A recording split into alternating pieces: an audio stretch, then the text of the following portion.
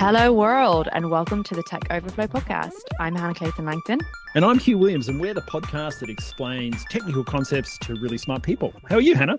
I am great. I'm on holiday. I am a little bit disappointed to be back recording remotely, but such is life. What about you? Is the jet lag still very prevalent? Oh, the jet lag's super prevalent. That Melbourne to London, London to Melbourne in a week thing really turns you upside down. We're like the most jet set podcast ever because I think you're in upstate New York. Is that right? I am indeed in New York recording from my friend's guest room. So yeah, I don't go very many places without my mic these days. And then when this trip's over, you're done for the year. Are you going to stay in London?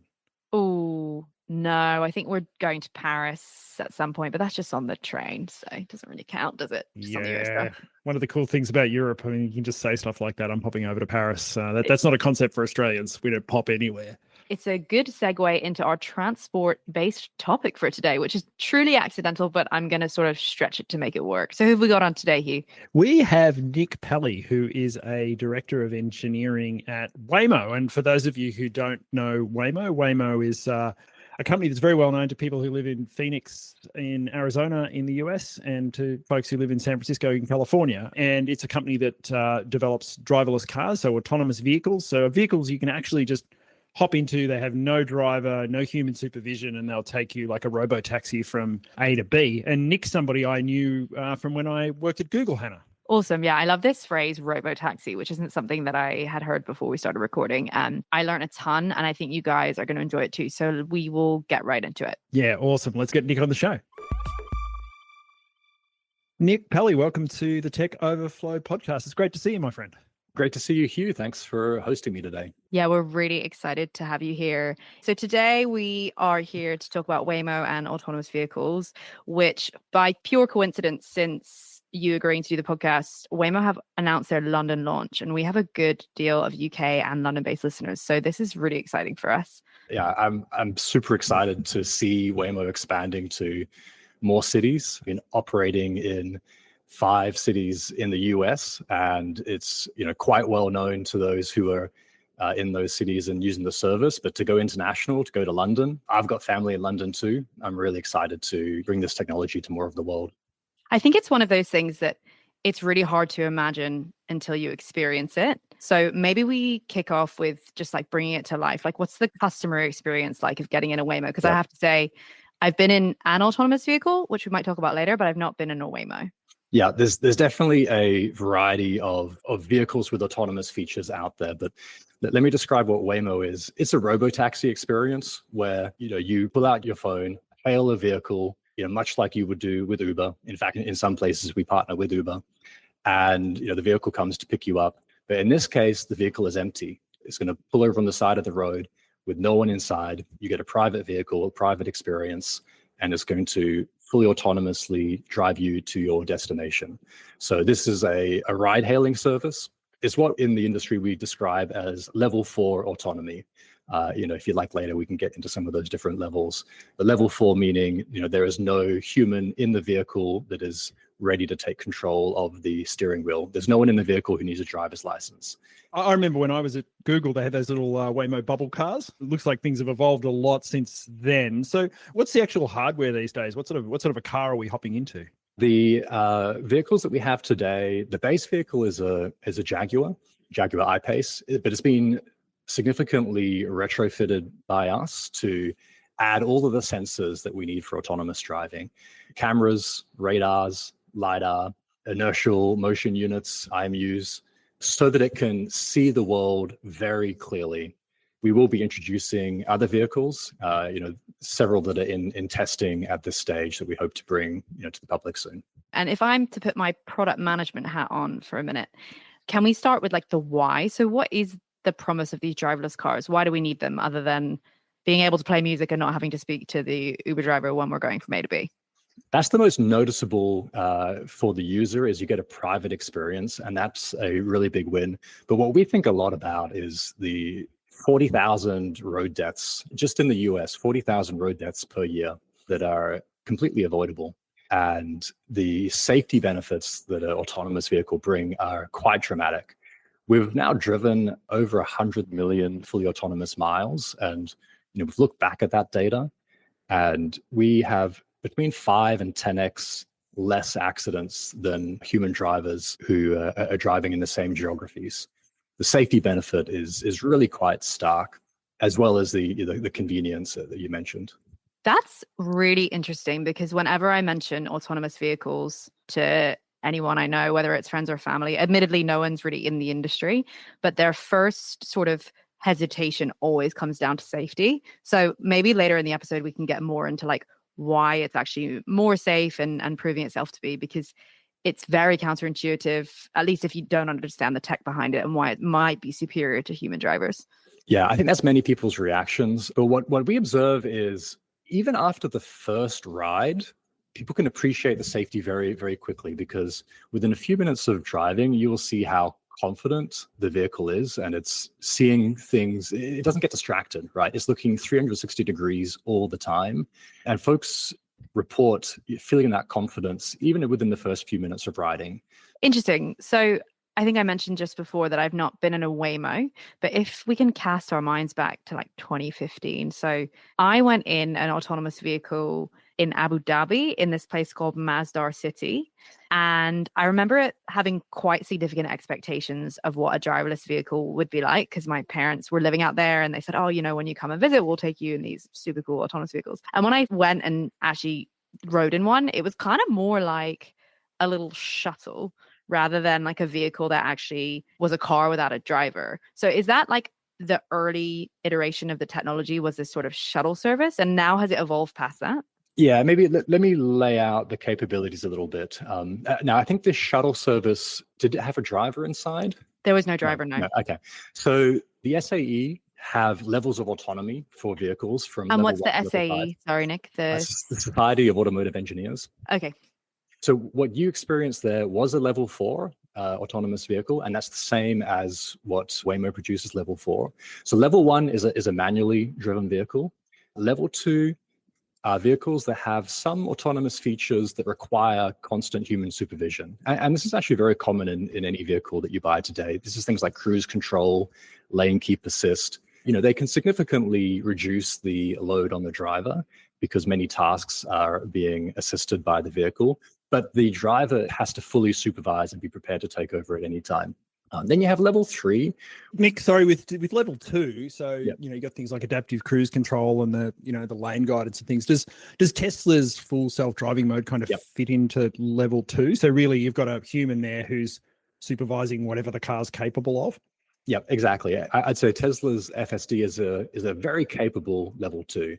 It actually provides pretty significant assistance, but it's still in the level 2 category. And that's where there's another dimension that I was going to get to in a moment. You know, you've got the levels of autonomy, which is really about how much supervision is needed. And then you've got, you know, what is the operational design domain? The ODD is the terminology we use for those autonomy features. Just how much are they capable of? So the shuttle that you were referencing, Hannah, in Abu Dhabi was level 4, but with a very restricted operational design domain. It's probably just doing point-to-point service. I imagine this is an environment that is not dense with people, with other traffic, and it's probably limited to a modest top speed. Exactly. So if I remember correctly, Masdar City was almost like a campus, and you actually parked your car like outside and went in. The autonomous vehicle didn't even look or feel like a car when you rode in it. It was kind of like this little pod. Yep. And there were no other cars on the road. There might have been a few people walking around. I actually can't remember because it was a while ago, but it wasn't replicating the typical driving experience, which is interesting because it's actually the same level as Waymo, as you've just That's sort of right. laid it out. Yeah. That's right. It's level 4, but with a more constrained ODD. And this kind of begins to get to the heart of, you know, what is so hard about building a autonomous system. You know, you can get to level 4 on a constrained ODD by, you know, just being very cautious, you know, limiting the top speed. And I'd imagine that vehicle would react pretty quickly to any object in its presence, right? If it sees anything, it could be a pedestrian, it would just come to a stop and not make forward progress until it was quite sure the path is clear. And that works okay in environments that aren't that dense, that are relatively structured. That's not going to work if you put it into the middle of a busy city like San Francisco or London, because it's not going to make forward progress. There's going to be too much activity, too much going on. It can't reason about this environment in a sophisticated enough way to both be safe and to make forward progress in the environment. Okay, so in order to make forward progress safely, the self-driving system, I guess, has to replicate what a driver would do, or it sounds like maybe even perform those actions better, which involves like perceiving what's around it and making decisions as a result of that. So how does that all happen? You mentioned LiDAR. I'm sure there's a bunch of other stuff. Could you talk at a high level, talk the listeners through how that all hangs together? Yeah, let me give a high-level overview of a typical autonomous vehicle driving stack, right? And then we can come back and kind of dig into, why this is so hard to be both safe and for the vehicle to, make progress in complicated situations. So at the high level, you've got all the sensors mentioned earlier: cameras, radars, LiDARs, audio. We also have microphones. Can I ask you a quick question? Sorry to jump in. The difference between a radar and a LiDAR, could you just talk the listeners through that? Radars are working on sending out radio frequency pulses and receiving the returns, and they are fantastic for looking for objects that are reflective to the RF frequency, which is typically metallic objects, and they give you a very good speed indication. You get this Doppler return. That's why police use radar speed guns. LiDARs are actually sending out light pulses instead. LiDARs are the rotating objects that you see on top of the Waymo vehicles. They really stand out visually.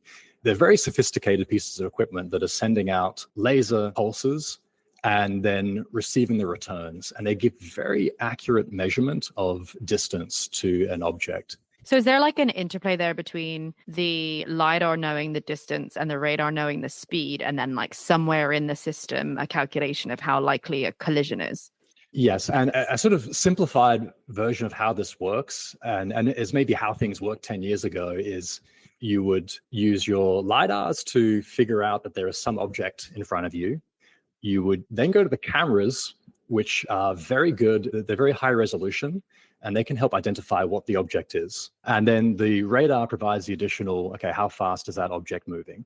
Now, that's a very simplified version of how things work. What happens in the more modern systems is that all these data points are fused together. So you could imagine you have all of this rich information coming from LiDARs, radars, cameras, and very early in the pipeline. So before you've even determined that there is an object, you're actually fusing all the information together. The strengths of radar, the strength of LiDAR, the strength of camera. Modern AI allows you to really blend those very early in the pipeline. And that's at the perception phase, which is the next stage of the pipeline after the sensors.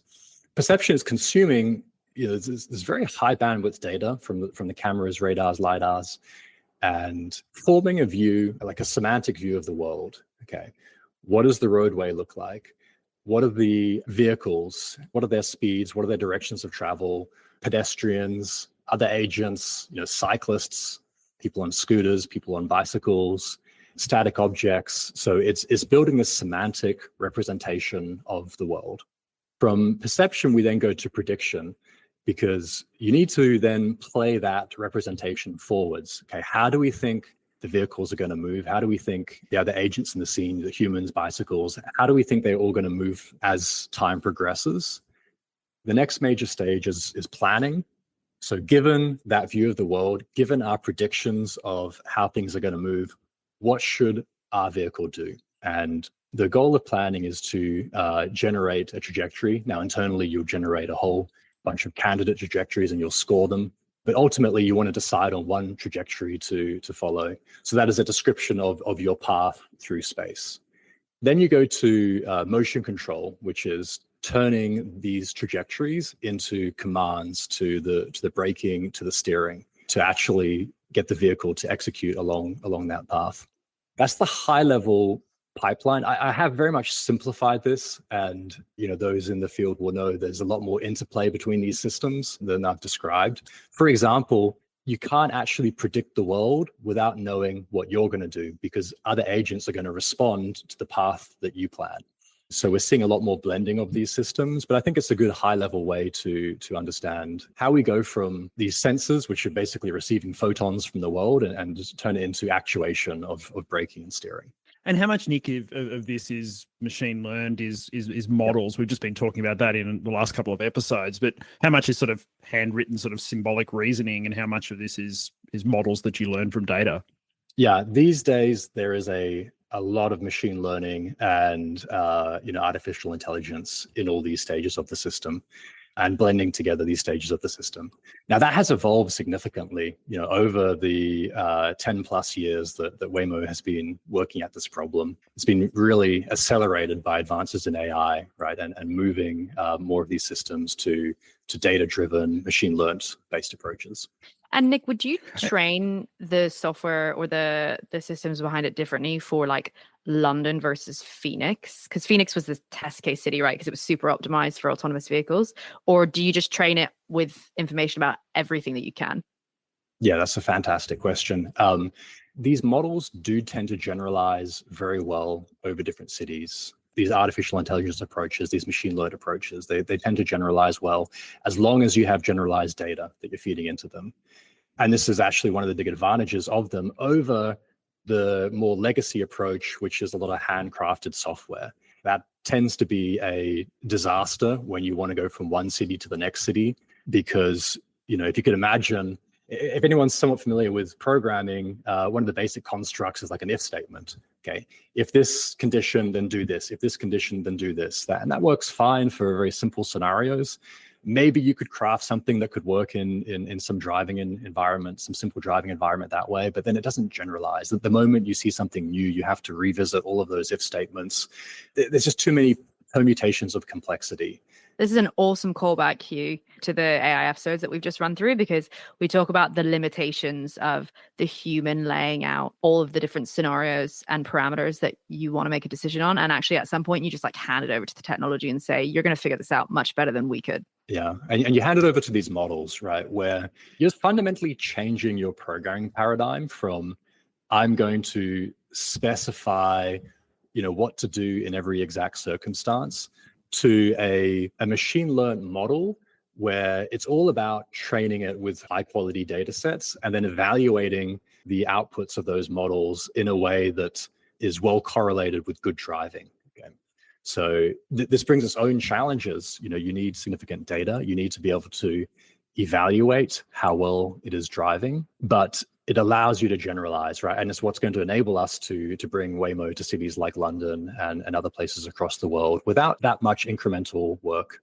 So you've got all this data from all the sensors on the device, and you're recording that. So you've got an enormous amount of training data. But what role do humans sort of play in that loop? So are you labeling outcomes as good driving and bad driving? I mean, how does the human play a role in? Yeah, that's a really good question.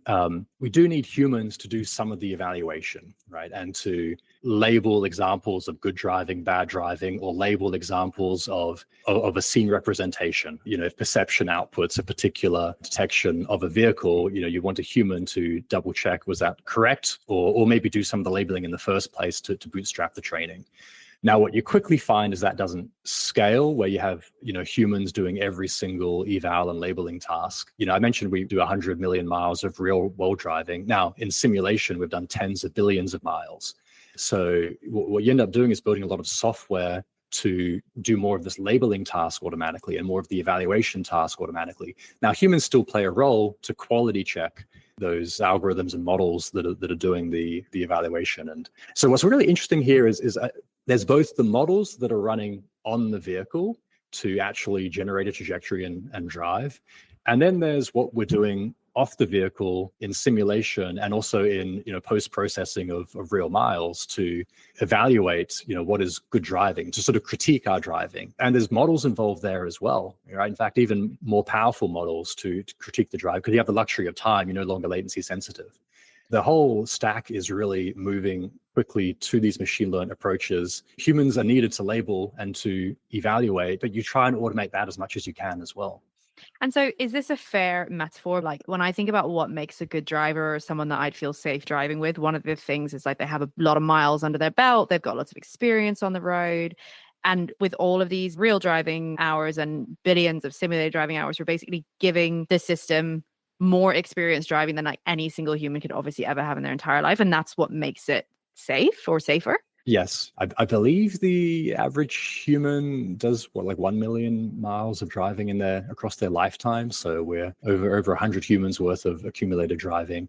And then it's also what I mentioned earlier, which is the computers don't get distracted. They never get tired. They never fall asleep. They're never looking at their phones.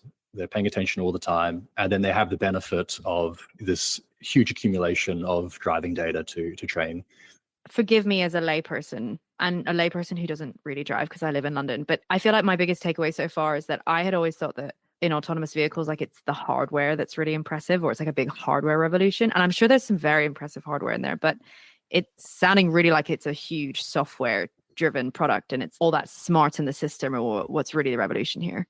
Yeah, it's definitely both. We have some quite brilliant hardware engineers. We have optical, mechanical, electrical, manufacturing. And what the hardware does is it makes the software problem easier. For example, with LiDAR, you can get a precise distance to a particular object, down to the millimeter resolution.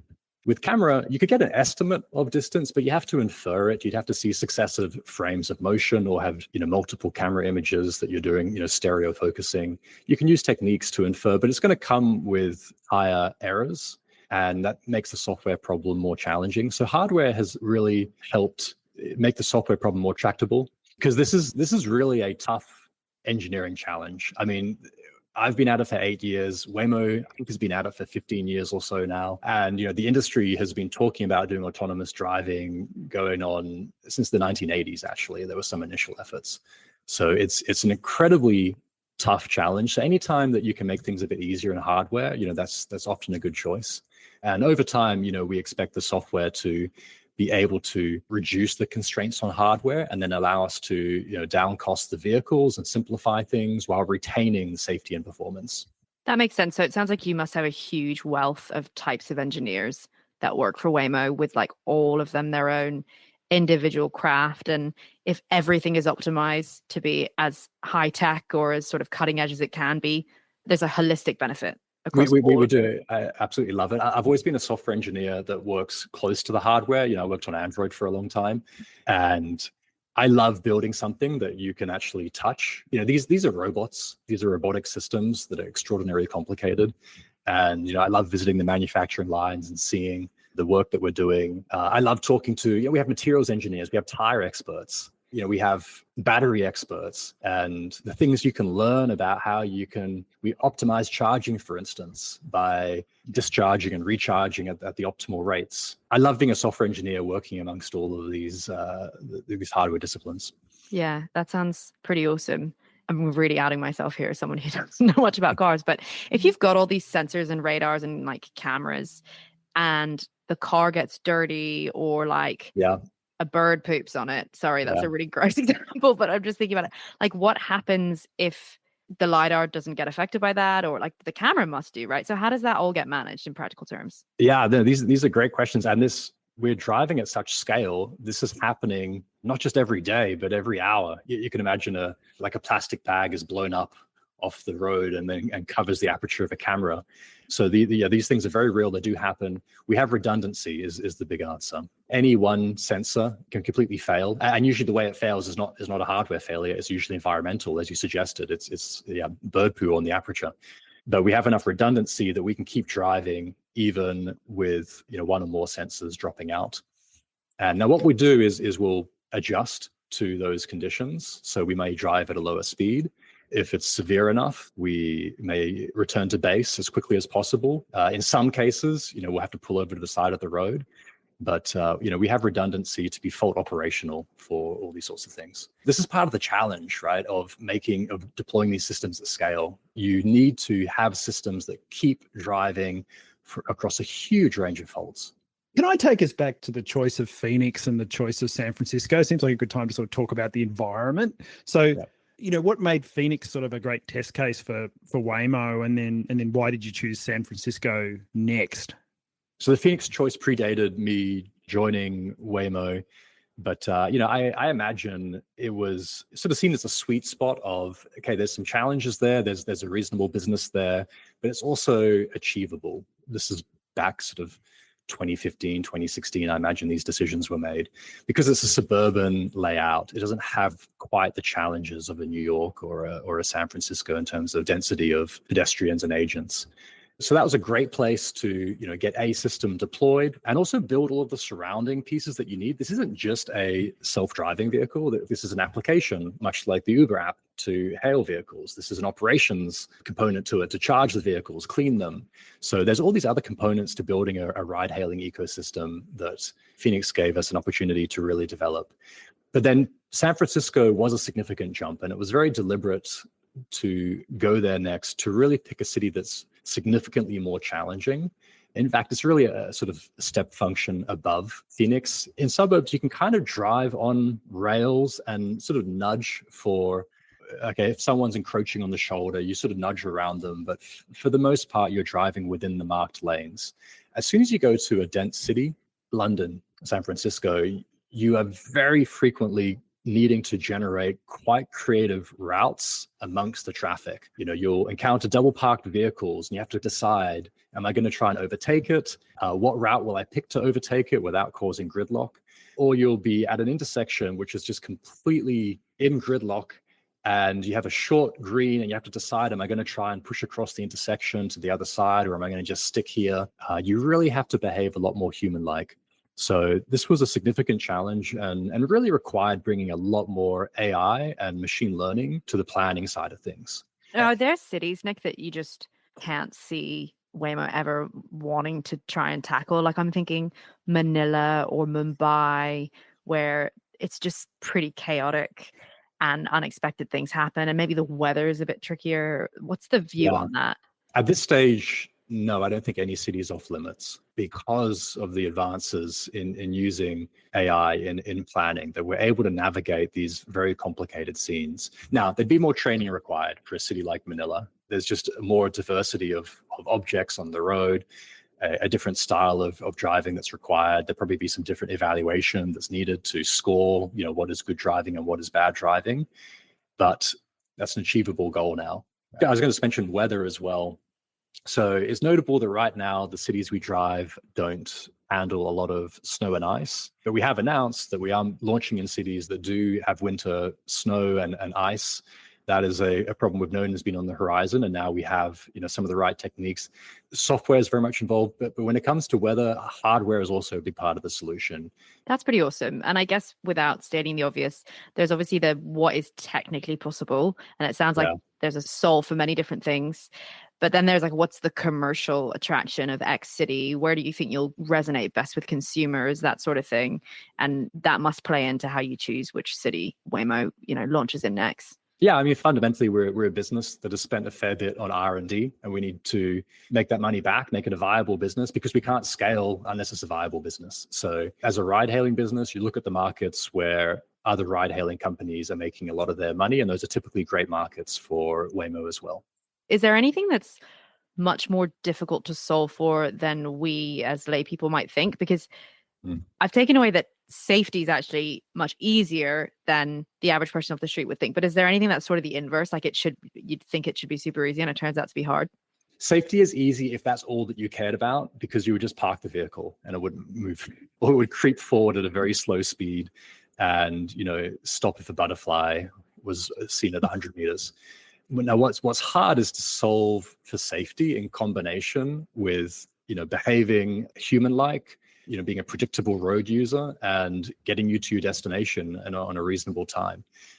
What you end up doing as you zoom into the different models involved is you're often making trades on what we call the precision recall curve. So, I mean, let's take a sort of simple example. Let's say we're looking at the perception system, and it's trying to make sure it's detecting cones, traffic cones placed in front of it. So precision would mean that if it thinks it sees a cone, that it's really a cone, okay? That it's not a tree, that it's not some other object. It's precise that is definitely a cone. Now, recall is that you didn't miss a cone. There was a cone in front of you and the perception system fails to detect it, what we call a false positive.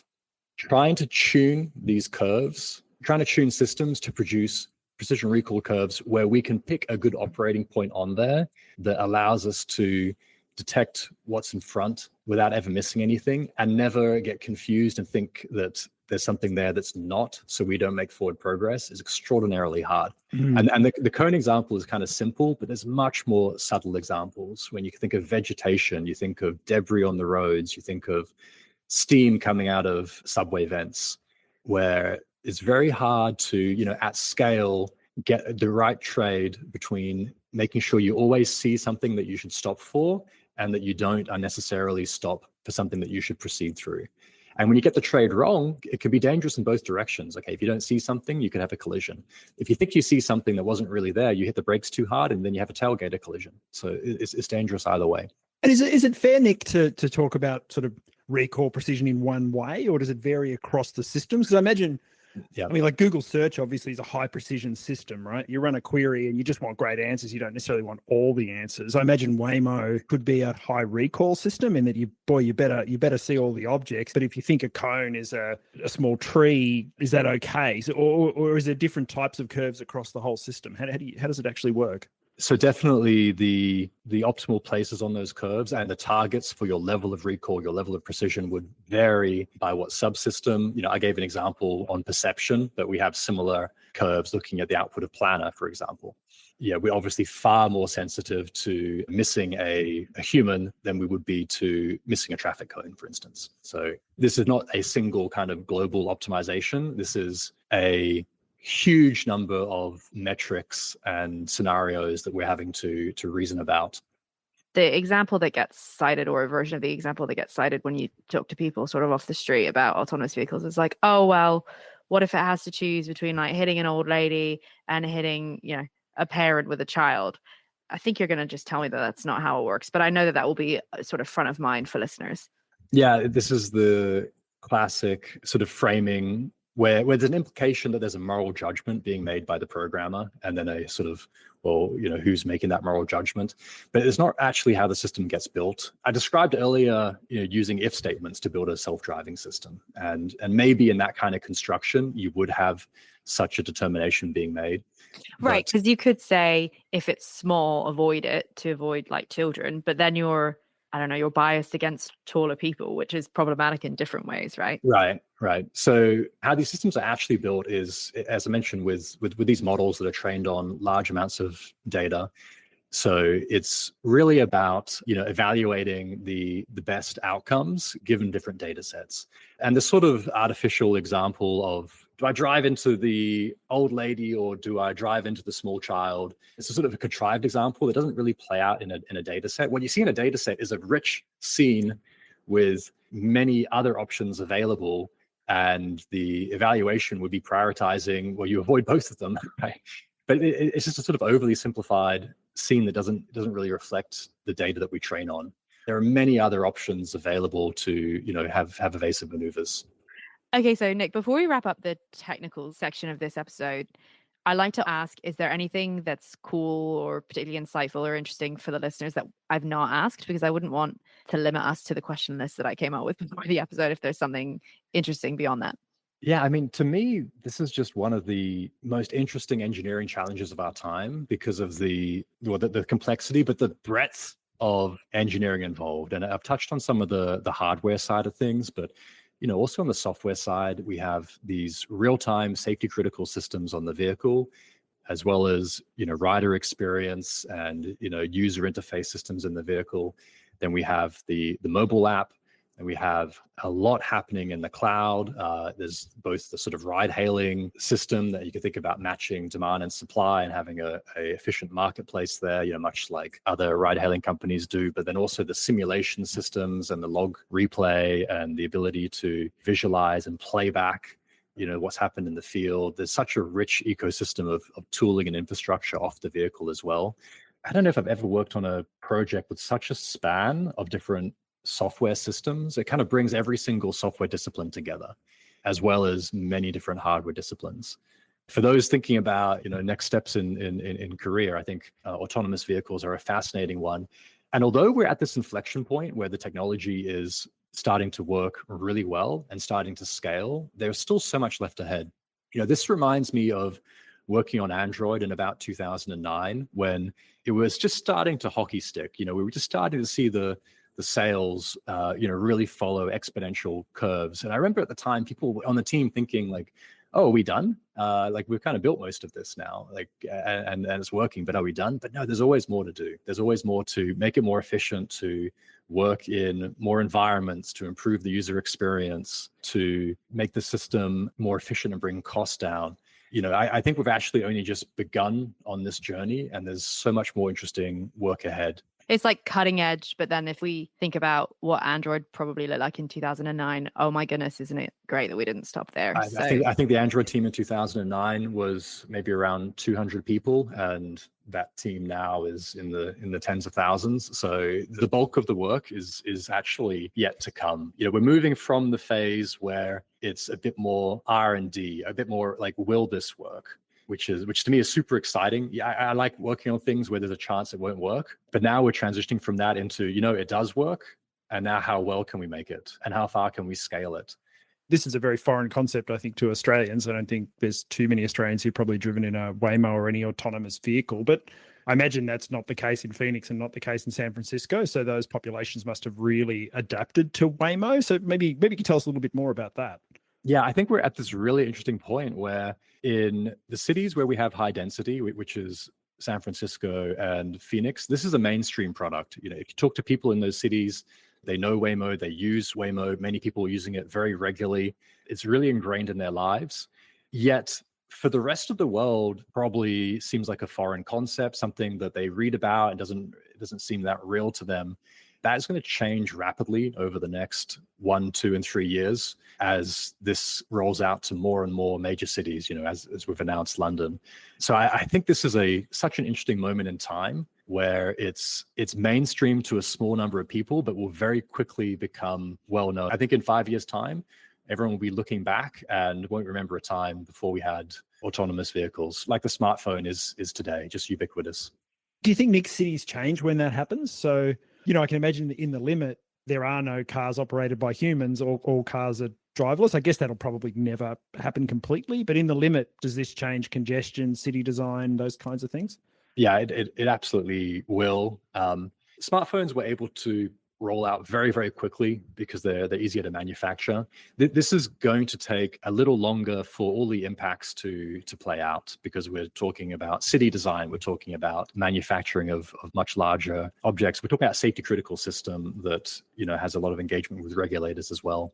But this is the direction. It won't just be ride hailing, it'll be personal car ownership, it'll be trucking, it'll be all forms of transportation over time.